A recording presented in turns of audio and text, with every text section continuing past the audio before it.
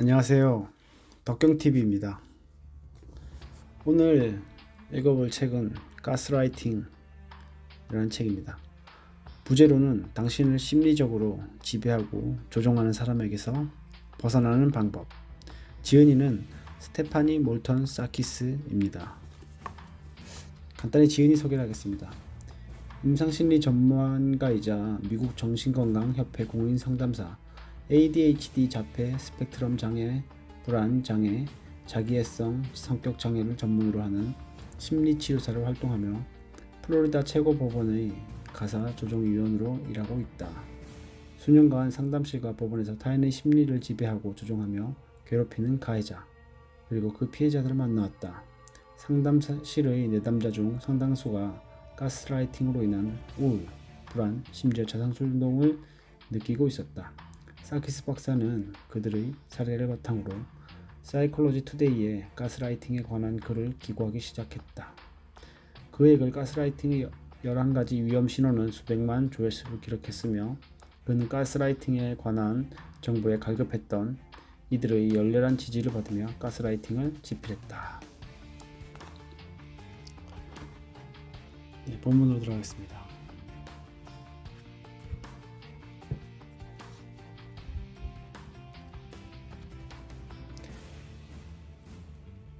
내가 이상한가? 아니면 그가 날 이상한 사람으로 만드는 것인가?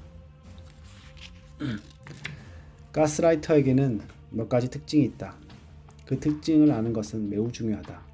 이 장에서 만나게 될 가스라이터의 특징 목록은 너무도 길고 방대해 보일 수 있다. 이 목록을 공개하는 이유는 가스라이터의 임상적 정의를 내리기 위한 것도 있지만 가스라이팅이 무엇이고 어떻게 작동하며 또 어떻게 간파할 수 있는지에 관한 보다 명확한 그림을 제공하기 위해서이다. 어쩌면 여러분은 이런 생각을 할 수도 있다. 듣다 보니 언니가 나한테 가끔 그런 행동을 하는 것 같네. 하지만 언니는 가스라이터가 아니야. 여기서 다루는 것은 하나의 패턴으로서의 행동이다. 여기에 나오는 여러 가지 특징이 한 사람에게서 지속적으로 발견된다면 그 사람은 가스라이터일 확률이 높다. 자, 그럼 이제 가스라이터의 초상을 그려보자. 1. 사과는 한다. 그러나 조건이 붙는다.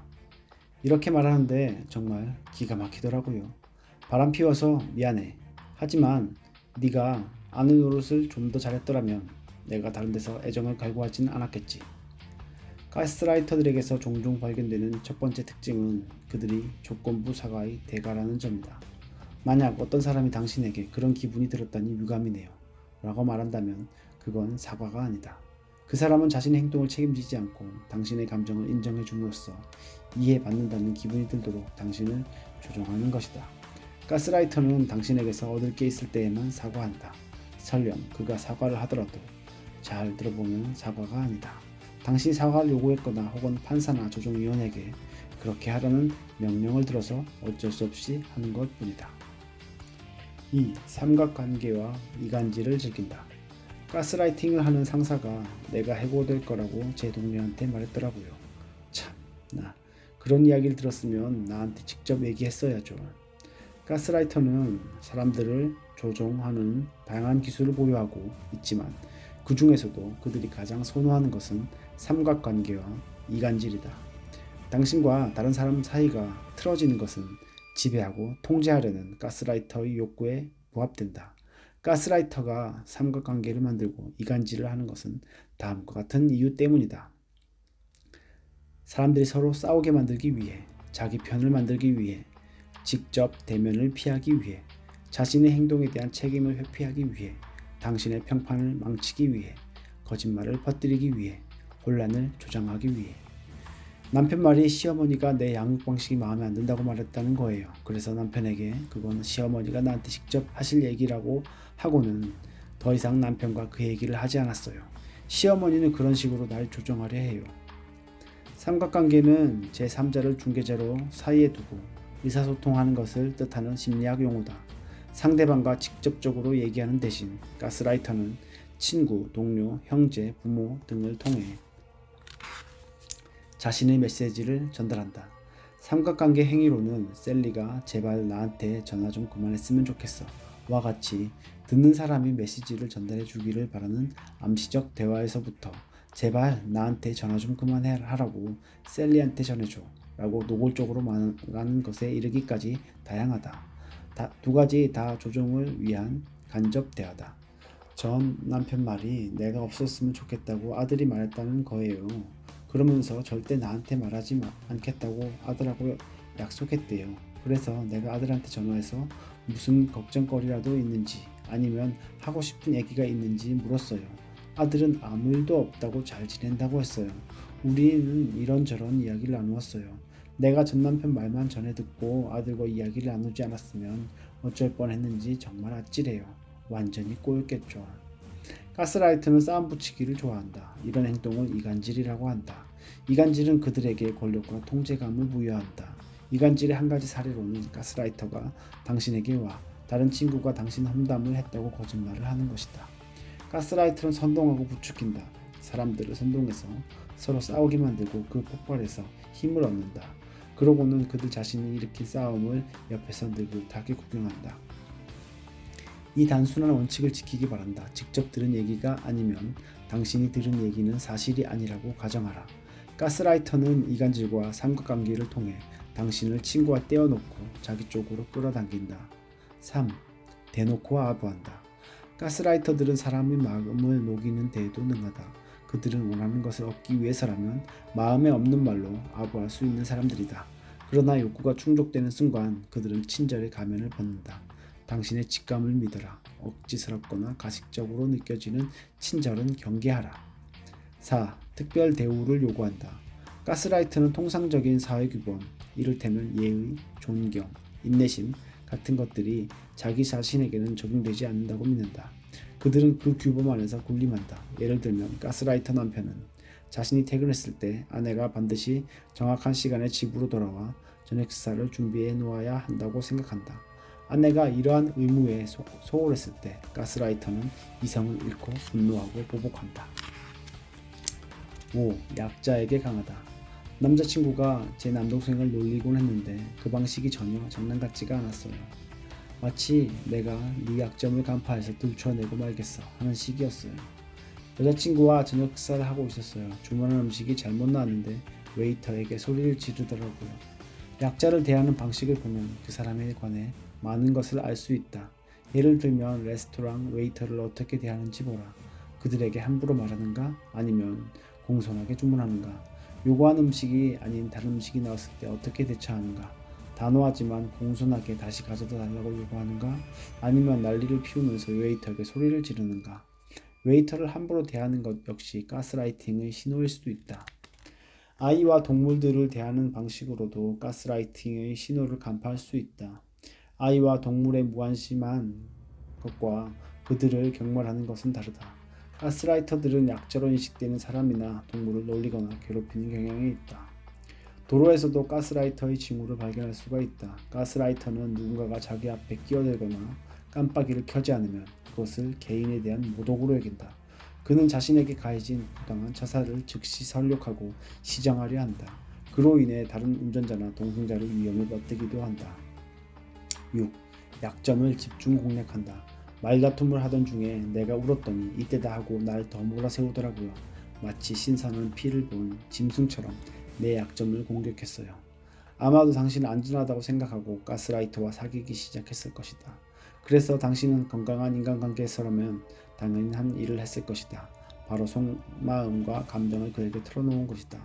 이것은 친밀한 인간관계로 나아가는 평범하고 자연스러우며 건강한 과정이다. 그러나 가스라이터는 자신에 관한 정보를 거의 주지 않는다.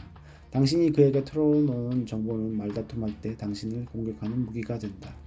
심리적 탄환이 되는 것이다. 예를 들면 당신이 그에게 털어놓은 동생과의 갈등 관계는 이제 당신에게 되돌아온다. 우리가 이렇게 싸우는 것도 당연하지. 당신 동생도 당신을 못 견뎌하잖아. 나한테 하는 식으로 동생한테도 했을 테니까.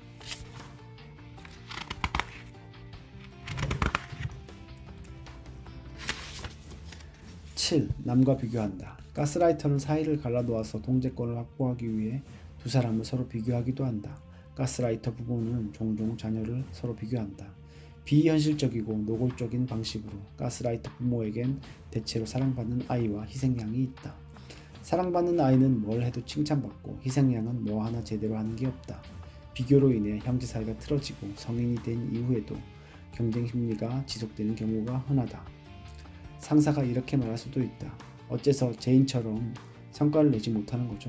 제인은 매일 8시에 출근해요. 제인이 할 수 있다면 당신도 할 수 있잖아요. 가스라이터가 당신의 경쟁 상대를 비방해야 하는 상황이 될 때까지 당신은 항상 열등한 존재다. 그러다가 당신의 경쟁 상대를 비방해야 하는 상황이 오면 그는 이제 당신을 칭찬할 것이다. 가스라이터의 황당한 기대 수준에 부합하기 위해 당신이 아무리 노력해도 당신은 결코 완벽해질 수 없다. 8. 잘 나가던 시절에 집착한다. 말대툼을 할 때마다 여자친구는 매번 자기가 졸업생 대표였다는 얘기를 해요. 마치 그게 자기가 나보다 똑똑하다는 증거라도 된다는 듯이 해. 그런데요. 그건 자그마치 20년 전 일이라고요. 그리고 졸업생이 15명인가 그랬어요. 가스라이터는 종종 자신의 업적을 떠벌린다. 예를 들면 직장에서 이달의 사원으로 선정되었다든가. 그게 15년 전 일이라는 사실은 중요하지 않다. 그들이 한때 누군가를 멋지게 제쳐버린 일을 또다시 들먹일 때 당신이 열정적으로 호응하며 찬사를 보내주지 않으면 그는 당신을 괴롭힌다. 가스라이터들은 자신의 성취에 엄청난 의미를 부여한다. 그 성취와 공로라는 것이 왕상에 불과할지라도. 9. 자신에게 굽시거리는 사람들과 어울린다. 가스라이터의 행동에 대해 따지는 사람들은 가스라이터들의 삶에 설 자리가 없다. 가스라이터는 오직 자신을 떠받드는 사람들하고만 어울린다. 자신은 그런 대접을 받아 마땅한 사람이기 때문이다. 당신이 더 이상 그들을 떠받들거나 아부하지 않을 때 그들은 당신을 버린다. 10. 딜레마에 빠진다.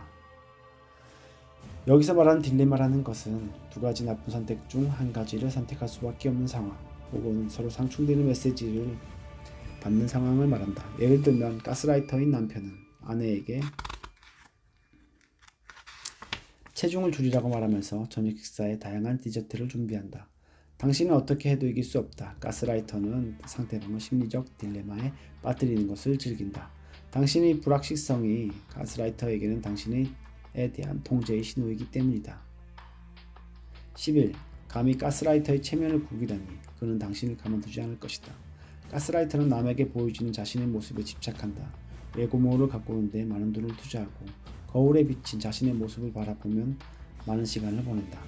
다른 사람이 그의 머리를 만지거나 미용 제품에 손을 대면 화를 내기도 한다. 그들은 완벽을 추구하고 그것은 불가능한 목표다. 가스라이터는 성형수술이나 외모를 바꾸는 비용을 마련하기 위해 생필품을 포기하기도 한다. 12. 당신의 외모에도 집착한다. 가스라이터는 자신의 외모에만 집착하는 게 아니라 당신의 외모에도 까탈을 부린다. 체중은 자주 가스라이터의 표적이 되곤 한다. 가스라이터는 배우자의 체중과 옷차림을 조롱한다. 자신이 괜찮다고 생각하는 옷을 배우자에게 사주기도 한다. 그 행위의 이면에 담긴 메시지는 당신 옷차림이 내 마음에 안 들어 이다. 13. 사기를 친다. 남동생이 집세를 내야 한다며 $1,000를 빌려달라고 했어요. 자기가 지금 무척 힘든 상황이라면서요. 살 길이 막막하다며 울더라고요. 그래서 돈을 박박 긁어서 빌려주었죠. 나중에 알고 보니 그 돈을 도박에 탕진했더라고요. 가스라이터에게는 모든 것이 게임일 뿐이다. 게임에서 이기려면 사기는 필수다. 가스라이터는 당신에게서 감정적으로 혹은 재정적으로 얼마나 갈취할 수 있을지 궁금해한다. 반면 본인이 생각하는 것만큼 영리하지는 못해서 자신의 사기 생각에 대해 떠벌리고 다닌다. 그것이 그들을 추락으로 이끄는 주요 요인 중 하나다. 14. 공포를 조장한다. 반 학생들을 데리고 소풍을 갔는데 보호자로 동반한 학부모 한 명이 자기한테 부딪혔다면서 어떤 애한테 소리를 지르더라고요. 부딪힌 아이는 6학년이었는데 친구들과 놀다 보니 그런 거지 절대 일부러 그런 게 아니었어요. 그런데 그 학부모의 아들이 아들도 6학년이었는데 자기 엄마 부딪힌 애한테 그러는 거예요. 우리 엄마를 화나게 하다니 너 이제 큰일 났다. 가스라이터의 친구와 가족 중에는 가스라이터의 행동을 용기 있게 지적하는 사람들 앞에서 가스라이터를 두둔하거나 가스라이터와의 대결 구도를 회피하는 사람들이 있다. 이러한 상황이 벌어지는 데는 두 가지 중요한 요인이 있다. 첫째, 가스라이터의 친구와 가족은 가스라이터의 행동에 너무도 익숙해진 나머지 그것을 당연한 것으로 여긴다. 둘째, 가스라이터를 배신하는 것처럼 보일까봐 그런 식으로 자신을 보호하는 것이다. 이것은 가스라이터의 자녀들에게 너무도 흔히 나타나는 현상이다. 가스라이터의 보복을 경험한 친구와 가족은 가스라이터를 두려워하게 되고 무슨 수를 써서라도 그와 맞서는 상황을 피하려 한다. 나는 어떠한가? 내 안에 존재하는 가스라이터. 우리는 가스라이팅에 대한 다양한 상황과 시나리오를 살펴보았다. 이제 방 안의 코끼리에 대해 이야기해볼 차례다. 만약 당신 자신이 가스라이터라는 생각이 든다면 먼저 좋은 소식이 있다. 자기 자신이 가스라이터라는 생각을 하는 사람은 대체로 가스라이터가 아니라는 것이다. 진짜 가스라이터는 자신에게는 문제가 없고 모든 사람에게 문제가 있다고 생각한다는 것을 이 책을 통해 여러분도 알았을 것이다. 가스라이터는 자아 동조적 성향을 보인다. 진짜 가스라이터들은 절대 정신적 치료를 받으려고 하지 않는다. 그렇다고 해서 당신에게 가스라이터 성향이 전혀 없다고 말할 수는 없을 것이다. 자신에게서 가스라이팅 행동을 발견했다면, 그리고 그 점을 개선할 의지가 있다면 당신은 옳은 길을 가고 있다. 모든 과정에서 가장 힘든 대목은 바로 자신에게 치료가 필요하다는 사실을 인정하는 것이기 때문이다. 이 장에서 당신이 어떤 가스라이팅 행동을 보이고 있는지 살펴보고 그 점을 개선하기 위한 노력을 시작해 볼 것이다. 당신의 가스라이팅 행동 중에는 곧바로 수긍이 가는 것도 있고 놀라움과 함께 깨닫게 되는 것도 있을 것이다. 당신이 왜 그런 행동을 하는지에 대해서도 알아볼 것이다. 대체로 과거 혹은 현재 가스라이터가 가까이 있어 그로부터 배운 경우가 많다. 가스라이팅 행동을 보이는 사람들 중 상당수는 친구와 좋은 관계를 유지하기 어렵고 건강하지 못한 관계, 심지어 학대적인 관계를 맺고 있으며 자존감이 높지 않다. 자신이 대체 뭘 잘못했는지, 왜 다른 사람들은 한결 편안하게 사는 것 같은데 자신은 그렇지 않은지 의문이 들 수 있다. 이 중 한 가지라도 당신에게 해당하는가? 이 모든 것이 가스라이팅 행동을 보이는 사람들에게는 무척 흔한 일이다. 당신은 가스라이팅 행동을 하는가? 혹시 당신이 가스라이터일까봐 걱정이 된다면 다음의 목록을 보고 자신의 행동과 일치하는지 살펴보라. 거짓말을 자주 한다. 심지어 특별한 목적이 없어도 거짓말을 한다. 당신이 필요한 것을 직접적으로 표현하지 않는다. 사람들이 당신의 마음을 읽어주고 당신이 원하는 것을 알아주기를 바란다. 당신 자신의 욕구가 불분명하다. 다른 사람들이 당신의 욕구를 파악하지 못할 때 화가 난다.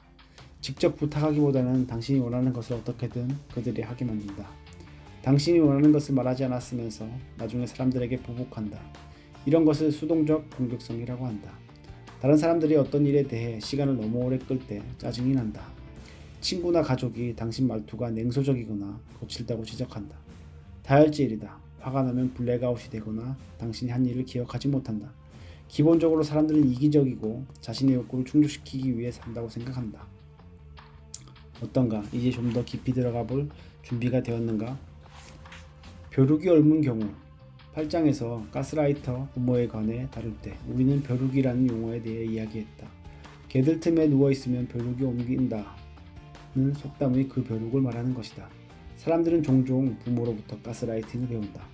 성인이 되면 어떻게 행동해야 하는지 우리는 부모의 행동을 통해 배운다. 따라서 그들의 행동을 모방하는 것은 자연스러운 일이다. 만약 당신이 가스라이팅 행동을 하고 있다면 학대적이고 혼란스러운 가정에서 자기보호의 한 형태이자 대체의 기술로 가스라이팅을 배운 것일 수도 있다.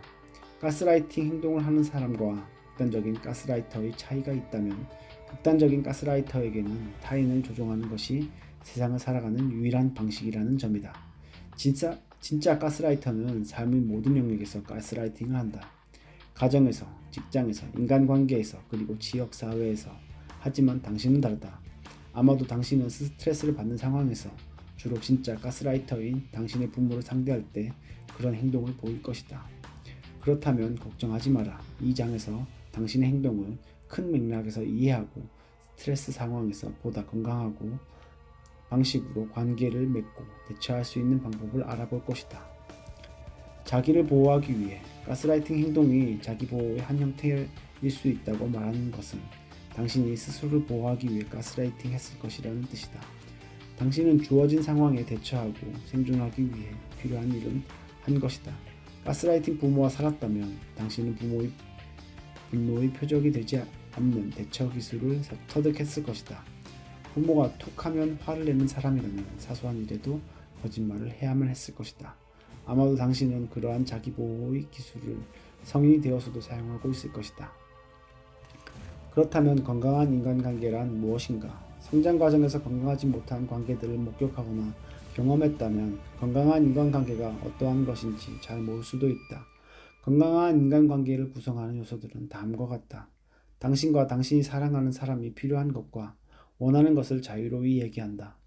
서로가 우려하는 부분에 대해 상대의 말을 자르지 않고 귀를 기울인다. 지금 하는 얘기와 상관없는 과거의 일을 들먹이지 않는다. 용인되는 것과 용인되지 않는 것의 경계 혹은 한계가 있다. 각자가 다른 친구들과 어울려도 질투하거나 비이성적인 행동을 하지 않는다. 각자가 자신이 좋아하는 일을 해도 불안해하지 않는다. 철벽을 치기보다는 현재 상황에서 걱정되는 부분을 말로 표현한다. 인간이 불완전한 존재임을 깨닫는다. 사랑하는 사람이 거부할 때 그의 의사를 존중한다. 가스라이팅 부모 아래에서 성장하거나 가스라이팅 관계를 경험한 사람들은 말다툼이 전혀 없는 관계를 건강한 관계라고 생각하는 경향이 있다. 하지만 건강한 관계에서도 말다툼을 할 수 있다. 사실 말다툼은 당신의 욕구를 상대에게 알리는 건강한 방식일 수도 있다. 문제는 말다툼이 아닌 서로의 마음을 핥히는 싸움이다. 서로를 존중하는 방식으로 얘기한다면 상대의 의견에 동의하지 않는 것도 건강한 것이다. 열린 대화를 하라. 정직한 대화. 열린 대화는 건강한 인간관계에서 필수적인 부분이다. 정직하고 열린 대화는 퉁명스럽게 정직한 것이나 잔인한 것과는 다르다는 것을 명심하라. 냉혹하거나 상처를 주는 방식이 아니어도 자신의 감정을 솔직하게 표현할 수 있다. 2. 지금 내 기분은 무엇이라고 말하라. 욕구를 표현하는 여러 가지 방법 중에 지금 내 기분은 무엇이다 로 말을 시작하는 것이 있다. 내 기분으로 말을 시작함으로써 상대를 비난하지 않고 존중하는 방식이다. 일을 마치고 돌아왔을 때 더러운 접시들이 싱크대에 쌓여있다고 가정해보자. 가장 바람직하지 않은 방식은 이것이다. 엄만 하루 종일 돈 벌려고 일하고 왔는데 너는 최소한 접시를 식기세척기에 넣어주기라도 해야 할 거 아니야. 그렇게 말해봐야 여전히 접시는 식기세척기로 들어가지 않는다. 원하는 결과도 얻을 수 없을 뿐만 아니라 자녀와 말다툼까지 하게 된다. 지금 엄마 기분은 무엇으로 시작하면 너라는 단어를 사용하지 않고 불만을 얘기할 수 있다. 사람은 비난받는 순간 자동적으로 방어적이게 되고 문장 속에 너가 들어가 있으면 그 나머지는 듣지 않는 경향이 있다. 또한 너라는 말을 사용하지 않음으로써 당신도 해결책의 일부가 될 수 있는 것이다. 내 기분으로 대화를 시작함으로써 현 상황에 대한 당신의 기분을 표현하고 왜 그런 기분을 느끼는지를 표현하고 거기에 해결책을 제시할 수 있다. 위의 상황에서는 이런 식으로 말할 수 있다. 집에 왔는데 식탁 위에 접시들이 있으면 엄마는 좀 화가 나. 퇴근하고 집에 왔을 때 집이 깨끗했으면 좋겠거든. 먹고 나서 접시를 바로 세척기에 넣어주면 좋겠어. 아이가 어떻게 해주길 바라는지 정확하게 말한 것에 유의하라. 첫 번째 예시에서는 무엇 때문에 화가 나는지만 말하고 아이에게 명확한 지침을 주지 않았다. 사람들은 상대가 나에게 정확히 무엇을 기대하는지 알고 싶어 한다. 내 기분 화법은 건설적인 방법으로 그것을 알려준다. 내 기분 화법의 문장은 이럴 때 내 기분은 이렇다. 왜냐하면 이렇기 때문이다. 따라서 해결책은 이것이다. 의 구조로 이루어진다. 내 기분을 말하는 것이 처음엔 어색할 수도 있다. 오랫동안 다른 화법에 익숙해진 상태라면 더욱 그럴 것이다. 그래도 한 번씩 더 해보고 어떻게 되는지 지켜보기 바란다. 그 방식이 얼마나 효율적인지 깨닫고 나면 더 자주 사용하게 될 것이다. 3. 건강한 대화의 방식을 익혀라. 보다 건강한 인간관계를 위해 당신이 사람들과 교감하고 대화하는 방식을 점검해 보는 것도 도움이 될 것이다. 대화의 방식으로는 주로 수동적 대화, 공격적 대화, 단호한 대화 세 가지가 있다. 하나씩 살펴보고 가장 좋은 소통 방식이 무엇인지 살펴보자. 소극적 대화. 다음은 소극적 대화의 사례다. 당연하지. 내 스웨터 빌려가도 돼. 사실 그 스웨터는 할머니가 주신 것이고 당신은 다른 사람이 그 스웨터에 손대는 것을 원치 않는다. 소극적인 대화는 대체로 낮은 목소리로 눈을 맞추지 않는 상태로 이루어진다. 수동적인 대화에서 전달되는 메시지는 나는 괜찮아. 너는 괜찮아. 나는 안 괜찮아. 너는 괜찮아이다. 당신은 자신의 욕구를 언급하지 않고 상대를 기쁘게 하려고 비위를 맞춘다. 반면 자신이 원하는 것은 외면한다. 가스라이팅 부모와의 관계에서 부모가 통제 밖으로 치닫는 것을 막기 위해 이런 화법을 습득하는 경우가 많다.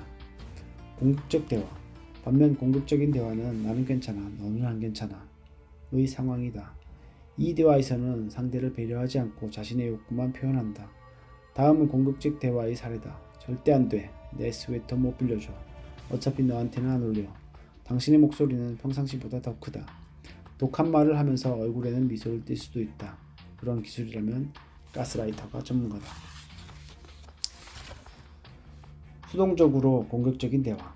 다음으로 수동적으로 공격적인 대화가 있다. 자신의 욕구를 말로 표현하지 않고 행동하는 방식이다.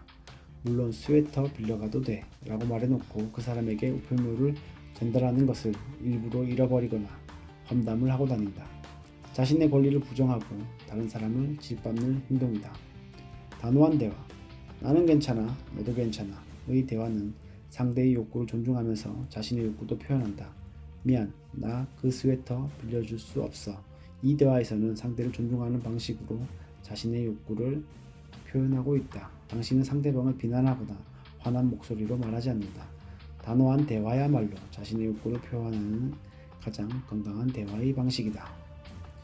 직장에서 위원회 회장을 맡아달라는 부탁을 받았는데 그 일을 할 시간이 없다고 가정해보자. 수동적인 대화는 정말 하고 싶지 않은데도 그 일을 맡겠다고 하는 것이다. 공격적인 대화는 싫어요. 다시는 그 얘기 하지 마세요. 라고 말하는 것이다. 그렇게 말할 경우 사람들이 당신 앞에서 그 얘기를 꺼내는 것을 두려워할 것이 분명하다.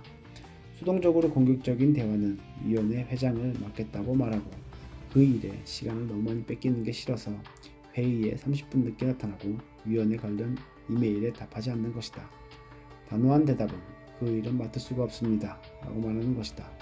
당신의 답변의 요지가 분명하다. 당신은 상대를 존중하고 있고 그보다 더 중요한 것은 자기 자신을 존중하고 있다는 것이다. 4. 비언어적 의사소통에 주의를 기울여라. 말을 할 때 당신의 몸짓 언어에 주의를 기울여라. 당신이 마음을 열고 있음을 표현하라. 팔짱을 끼고 있으면 당신이 하는 말에 관심 없어. 혹은 난 지겨워 라는 메시지를 전달하는 것이다. 팔이나 다리를 꼬지 않는 열린 자세는 대화를 주고받을 준비가 되어 있음을 알려준다. 가스라이터는 말과 행동을 일치시키지 않는 것에 능하다. 가스라이터는 자신의 말과 전혀 맞지 않는 표정으로 전혀 다른 메시지를 전달한다. 건강한 사람들은 일관성이 있다. 말과 표정이 일치한다. 대화할 때 당신의 몸짓 언어와 표정이 당신이 하는 말과 일치하는지 살펴보아라. 당신이 하는 말은 물론이고 그 말을 하는 방식에도 주의를 기울여라. 말투는 당신이 전달하는 메시지에서 상당히 큰 비중을 차지한다. 문자 메시지가 소통의 주요 수단으로 이용되는 경우 마찰이 일어나기 쉬운 것도 바로 이 때문이다. 어떤 메시지의 어조가 완벽하게 전달되지 않을 때 메시지의 내용은 쉽게 곡해된다. 화가 나면 목소리가 높아지는 경향이 있다. 목소리가 높아지는지 주의를 기울이고 항상 중간 정도의 크기에 상냥하고 온화한 말투를 유지하려고 노력하라.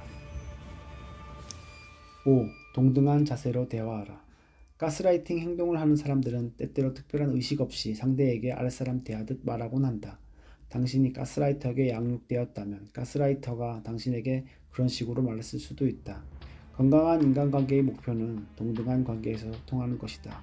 그 누구도 남보다 우월하지 않다. 에릭 번 박사가 창안한 교류 분석 모델에는 부모 성인 아동 자아 모델이라는 것이 있다. 이 모델은 사람들이 서로 교류하는 방식을 보여주고 연인이나 가족이 서로를 존중하며 더 잘 소통할 수 있는 방법을 제시한다. 우리는 대화할 때 부모 자아, 성인 자아, 아동 자아 중 한 가지 역할을 맡는다. 부모 자아로 대화할 때는 이렇게 해, 이렇게 해야지, 이렇게 해야만 해, 절대, 반드시 같은 문구를 사용한다. 이런 문구 속에는 부모가 말할 때처럼 상대에 대한 비난 혹은 허용의 의미가 담겨 있다. 부모 자아로 말하는 사람은 비언어적 공격성을 드러낸다. 손가락으로 가리키거나 주먹을 쥐거나 상대방에게 바짝 붙어 서 있는 식이다. 반면 아동 자아로 대화할 때는 말보다 감정을 이용한다. 말로 소통하는 대신 울거나 화를 낸다. 이걸 원해, 이게 필요해, 상관없어 같은 말들을 사용하기도 한다. 아동 자아로 대화하는 사람은 상대를 놀리거나 기득대거나 징징거리는 식으로 말을 한다. 서로 몸을 비틀거나 마치 상대의 말을 들리지 않는 것처럼 행동할 수도 있다. 건강한 관계라면 양쪽 모두 성인 자아로 대하는 것을 목표로 삼아야 한다. 성인 자아로 대하는 사람은 상대를 함부로 판단하지 않고 상대의 말을 진심으로 경청한다. 방어적인 태도를 취하지 않고 대화할 때 열려있음을 비언어적으로 표현한다. 성인 자아로 대하는 사람은 상대방이 하는 말을 이해하려고 노력한다.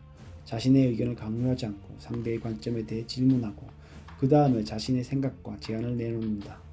성인 자아의 대화에서는 인간의 행동 영역에 중간지대가 있음을 자주 인지한다. 다시 말해서 사람들의 욕구와 필요는 복잡하고 좋기만 한 사람도 나쁘기만 한 사람도 없음을 알고 인간의 감정과 행동의 폭은 참으로 넓다는 것을 안다. 성인 자아로 대화하는 사람은 또한 침착하게 상대가 동의하지 않을 수 있음을 인정하고 과거의 상처를 들먹이지 않는다. 앞으로 대화할 때 당신이 부모인지 아이인지 성인인지 한번 살펴보라. 앞서 말했듯 만약 당신이 가스라이팅 행동을 한다면 부모 자아로 대하기가 쉽다.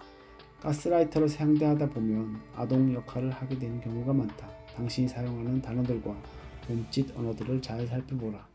그것들을 성인의 것으로 바꾸려고 노력하라. 네, 오늘은 가스라이팅을 읽어보았습니다.